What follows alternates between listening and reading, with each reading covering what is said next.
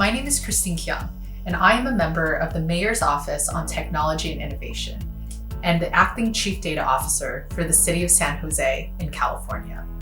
MOTI uses technology to address Silicon Valley's most pressing problems. In many ways, San Jose is a reflection of the future of America. Our residents come from all corners of the world, and over 40% are born outside of the United States. In 57% of our homes, English is not the primary language spoken. Our diverse talent fuels the innovation economy at the heart of Silicon Valley. At the same time, we face the challenge of balancing incredible growth with socioeconomic equity. I'm Shane Wilson. I'm a director at Correlation One, and I'm focused on the partnerships component of our Data Science for All programs. So I work with employers who are seeking to hire a more diverse pipeline of data talent via our programs. I was connected with Christine via one of our Data Science for All Empowerment teaching assistants. And what Christine explained to me that there are two core initiatives during the current mayor's administration. One is to become more data-driven, and the other is to become an exemplar, diverse employer. I was actually very inspired by Christine's position on the city's big data transformation. Through this data transformation project, we are committed to using the city's data ethically and in ways that drives equitable outcomes for constituents.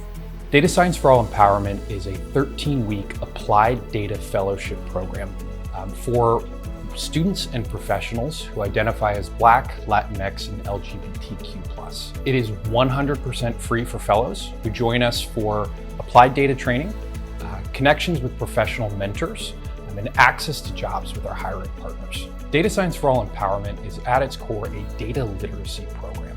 We're focused on giving learners skills that they can immediately apply to real-world problems.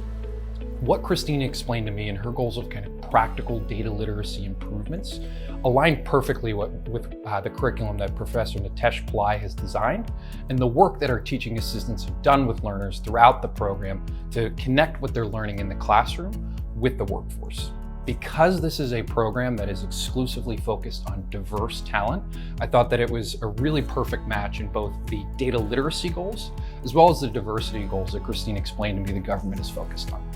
Our data science team is made up of individuals who are historically underrepresented in the industry.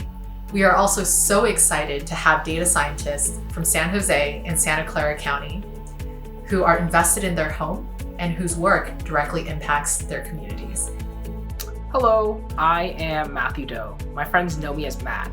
I was born and raised right here in the Bay Area, specifically San Jose. Growing up, I attended schools that were predominantly Asian and Hispanic, so I am no stranger to being introduced to new ideas and new cultures. So, over the winter, I was working as a data science fellow for the city of San Jose. I was responsible for doing data analysis on the city's 3-in-1 system.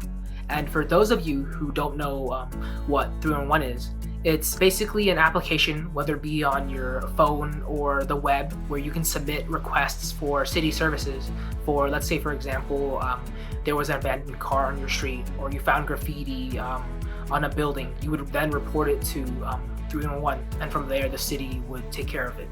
I also worked with Companieckul, who exceeded all the team's expectations. He raised the bar by making meetings with people who could retrieve us better quality data.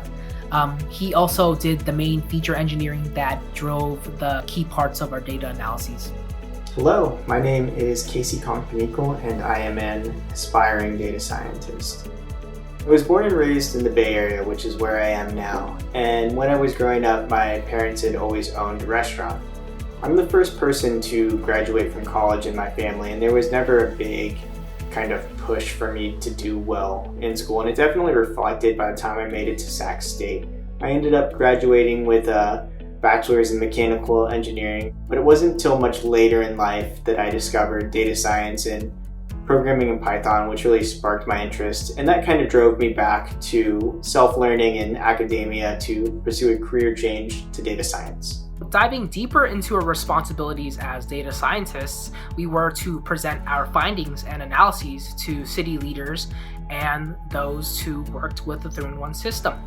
We were also tasked with giving suggestions on ways we can improve the system, and more importantly, we were to look at the data itself and to see how well the city has been handling service requests from citizens, looking at the time to close a ticket and to see if a ticket is actually resolved. It's important that the city is able to meet the needs of all communities, regardless of gender, race, or religion.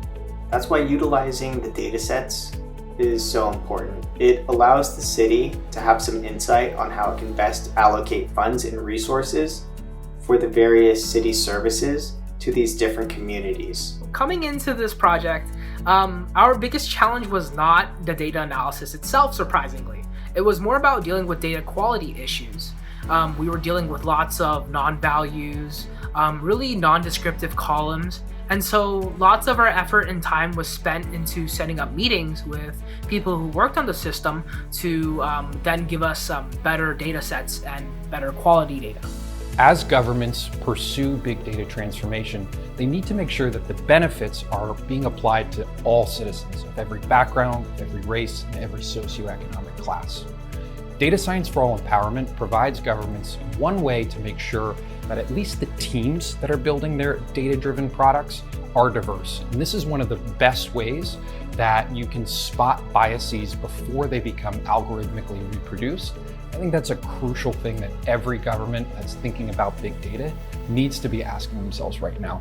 We created a framework that helps departments define equity objectives and measure progress over time.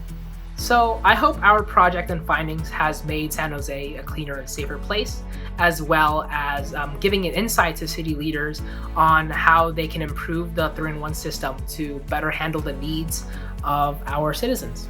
I really hope that all communities of San Jose benefit from this project in regards of getting equitable access to all of the city's services.